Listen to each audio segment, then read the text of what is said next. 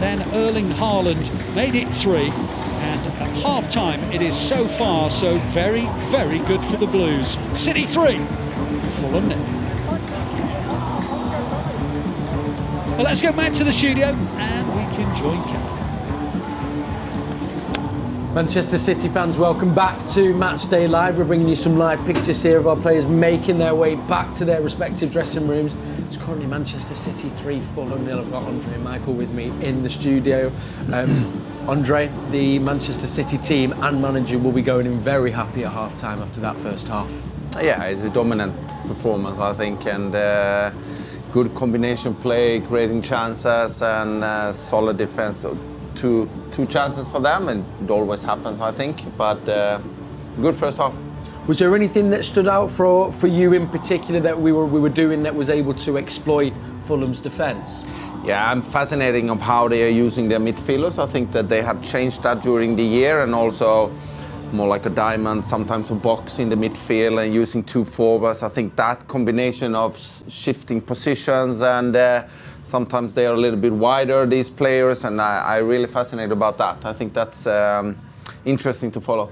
You were saying actually the midfield battle was going to be hard today, Michael. Yeah. I wondered as well, I mean, just for us an all-round 11, that it felt like a very complete and confident performance. Yeah, they were so cool. I think that they took the ball well, created problems. I think what it does as well is it gets an extra one on the shoulder. So it's forcing you back, giving you more space in the middle, and I did feel like Fulham would be light, but how would you go and do that? Foden coming in, Nico O'Reilly, Bernardo's everywhere. So I'm looking at, we talked about, didn't we, about going up against somebody. Yeah. But Bernardo's there, and you say, right, here we go, we're going to get set. And then he's out on the right for a long period. So what do I do then? Do I leave that middle? Because you know full well that's the supply line into Erling Haaland. So you sort of Sander Berg is going, right, well, I can't go too far. Yeah. And they're the problems because you're not stopping at source, and they're not coming out as high as they really should be. But you've got to give City credit because they're dominating the ball, they're moving them around, great combination, great in possession, so comfortable on the ball, aren't they? I agree. André, and at times I've noticed we've always been able, almost particularly on this right-hand side, we've managed to get an overload or found that man free. Is that because of the work they're doing in the middle has left either a Nunes or Phil or Bernardo out there on his own that they're not able to get over? Yeah, I think so. They are overloading in the middle, and then they also are dragging their team tighter, and then they can use some extra player wide also. But like you're saying that sometimes the Silva is in the middle and sometimes he's going out wide, and then there is an extra player, and then they also play there, which is, it's not always happening, but since they are getting one extra player out there, it's very difficult to defend. Yeah. Let's look at some of our chances, well, our goals that were obviously too hard to defend. First goal scorer, what a start to his City career. Semenyo, real poacher's finish, Michael. Yeah, down the right-hand side, he was looking for crosses and ammunition into the box, and they don't sort themselves out, do they? I think it's Sander Berg on the back post. He actually sort of hits him. He comes to help his defensive line, heads it back. But it was like Bernardo. I thought that. You know, you're going, yeah. right, where's the areas? Where's dangerous in the 6-yard box? Can I get anywhere close to it? And there he was, Semenyo, in that central position. He's got the licence to move around, and it was a comfortable one for him because he was in the right area. But what I really like is putting the ball in the box a touch more at times, putting the pressure. If I'm Fulham, the last thing you want is, of that ball in behind here. Some areas, obviously when you got Erling, when you're getting Semenyo now, you're getting a different choice. Nico O'Reilly as well, which I'm sure we're going to talk about getting forward to help that line. Well, thank you so much for setting me up. There we go. You don't need there that. We go. I don't even look at it when you're in the studio, Michael. But it was Nico O'Reilly with a beautiful finish. But André, it was a beautiful move out from the back. I mean, is that where you see work on the training pitch and then also just quality with the passing and the move up the pitch? Yeah, I think it's. I think all goals is having their own lives, and it's a story behind all that. And I think it's, of course, you can do things on training pitch, but you never know what the opponent is going to bring. So it's a lot about relationship. Also, they know what's going to happen if Haaland ends up in that position, and so I think it's a lot about they've been doing it for a couple of times, both in session and games, and I think that's what gives it. Semenyo gets the assist. I mean, releases the ball perfectly in time for O'Reilly. He seems to have just slotted straight into this City team. I mean, he's third. Nico, Semenyo. Sorry, yeah, he's a good O'Reilly's player, mate. That's why they've gone and got him. He's a good player. Yeah. Joe, he understands. He's intelligent, and that's what we haven't really seen yet from him is on the travel. He'll have to just drift inside. It was a great run from Nico inside. Yeah. But it was the weight of the pass was perfect, and when you're travelling so quickly, because he does. Joe, to get that right, and then it was a lovely finish. You know, he's waiting for the goalkeeper. You're watching and you're going, is it going to be enough? Is it going to be too much? And actually, it looks a really promising finish because it sort of went right in deep into the top end of the goal, into the nets. And he's really deserved the goal, hasn't he? Do you know, Nico O'Reilly? I feel everybody else has done it. He said, hey, do you know what? I'll play left back. I'll just continue. Then he's left out. Yeah. Then he's come back. Then he's in the midfield, and he's getting the nod against over to Johnny Reinders, Phil Foden. Like Shirky, we can go on, and now to get a goal, he's strengthened his position. Yeah, he really, really is. Gives us so much energy in the midfield. I would have taken 2-0, but of course we couldn't be 3-0 and not have Erling Haaland on the score sheet. When he is on the pitch, all he needs is half a chance, and he took it when it came, André. Yeah, definitely, and he's scoring also in different ways. I think earlier years he was a lot about crosses and so on, but today he's also being in front of the back line and finding a small space, and he's able to finish from that, so that's a great finish. It's got to be so disheartening for Fulham, because they've fashioned a couple chances. Donnarumma has had a save. There was a break here where I think it was Smith Rowe just couldn't get to it. We spoke about the game at Craven Cottage. They can still hurt us if they want to, man. Well, Ali almost said goal in the commentary because you felt Fulham were going to get one back, and then it's on like Smith Rowe right at the end of the first half. At the Cottage, 3-1. Yeah. So here we go, but obviously just missed that far post. And I think the message from Pep would be the danger of what can happen next. Can we really take charge? I think we're due a statement one, like let's go and get 5, 6, 7. The weekend's game, we don't need everyone. It's not like it's a big Premier League game. It's an important game. You have to respect everybody you come up against. But you feel like there could be a couple of changes. Go and take this and do 5 and 6, and then watch what else. After last weekend, that psychological sort of change, I think that'll be something. But again, just something to tweak on defensively.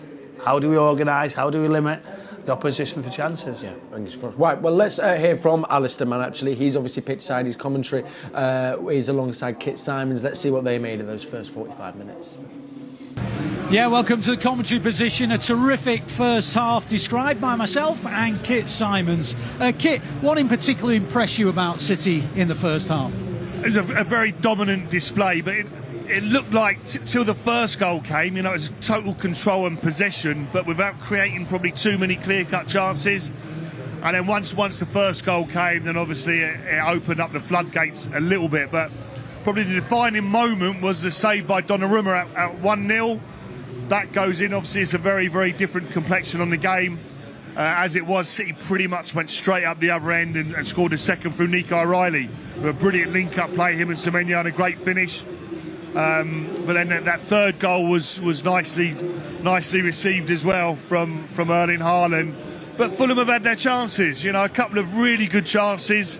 There's one towards the end where Jimenez sort of dinks it past Donnarumma, and Emil Smith Rowe is sliding him, but he goes a little bit late, and the ball goes just past the City post. But they've had a couple of good chances. They are dangerous, Fulham, but City well worthy of the 3-0 win. 3-0 leads. Well, hopefully 3-0 win. Will be nice. Let's just go back to the save from Donnarumma. He makes a wonder save against Liverpool. He makes this save today. I mean, at the moment, City leading 3-0, but let's not underestimate Donnarumma, when called upon, showing why City brought him in. Absolutely, and like I say, for me, that was the defining moment in this game. Hopefully, come the end of the game, you speak about all the City goals and so on and so forth, but without that very, very important save at that stage of the game, it would certainly have been very different. So he's a man for the big occasion. When he's needed, he steps up, and I think he's been excellent all the time he's been in a City shirt. Is there anything to suggest that it won't be a similar pattern in the second half? Well, only previous history, and Pep's press conference saying, you know, we do it for 45 minutes, but it's controlling that second half has been difficult this season.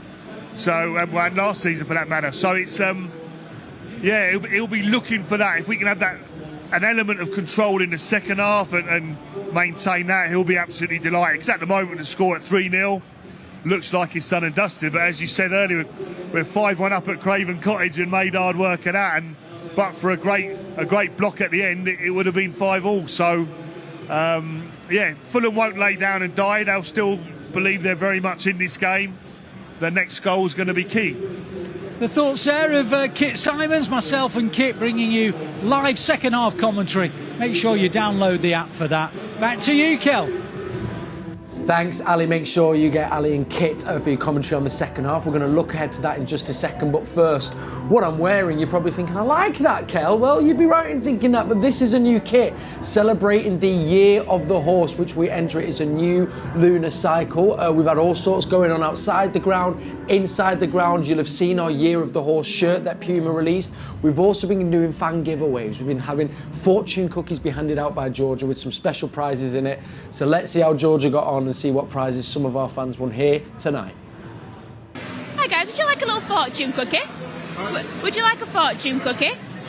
We're celebrating the Year of the Horse and we're just giving them out to fans today, so yeah, enjoy. Should we open them? Well, you might, right, who's holding the brew here now? Right, you've got the brew, don't drop it. Oh, there's a lot of changing hands going on here. Right. I don't know, there might not be a prize in it, which in this case, you know, might be. But at least you.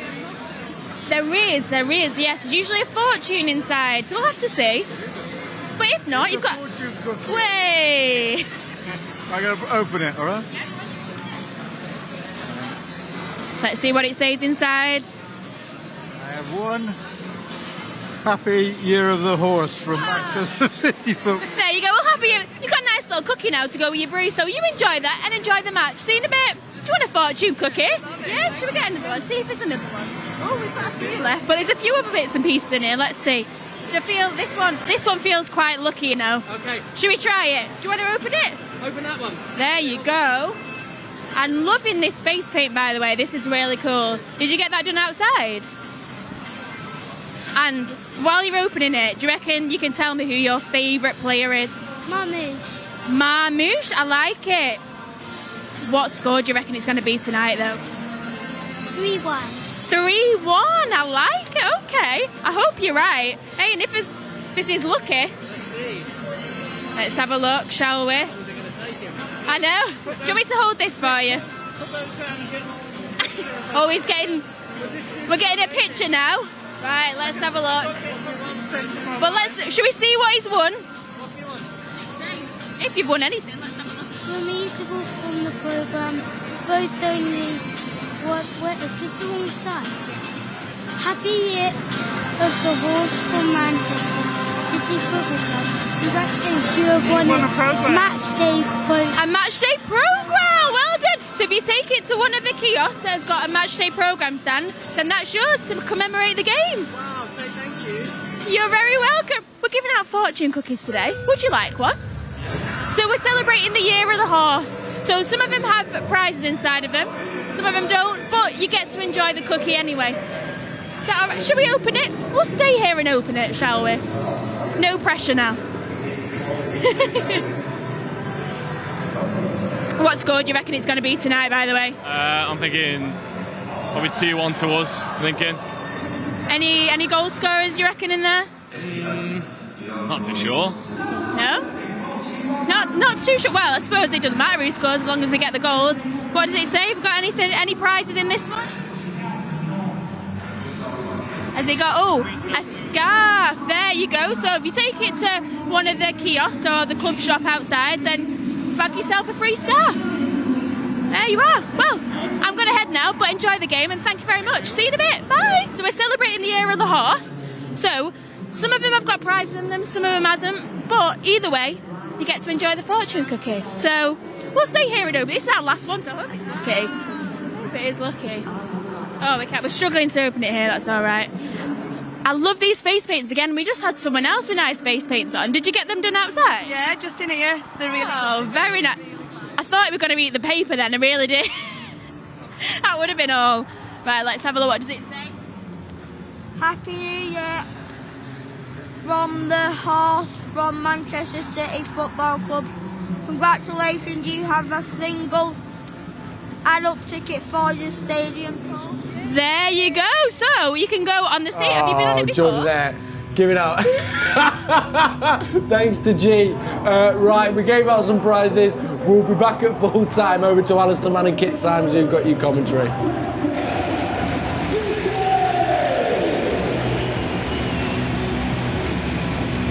Thanks, Kel. Well, City have made a half-time change. They've taken off Erling Haaland and they've brought on Omar Marmoush. See an injury to Haaland, but he did take a little bit of a knock, maybe in the process of scoring that third goal. Anyway, he's gone off, and on comes Omar Marmoush, with City leading by 3-0. By the way, before he went off injured, he scored his 153rd City goal, which means he's now level with Colin Bell, having overtaken Joe Hayes and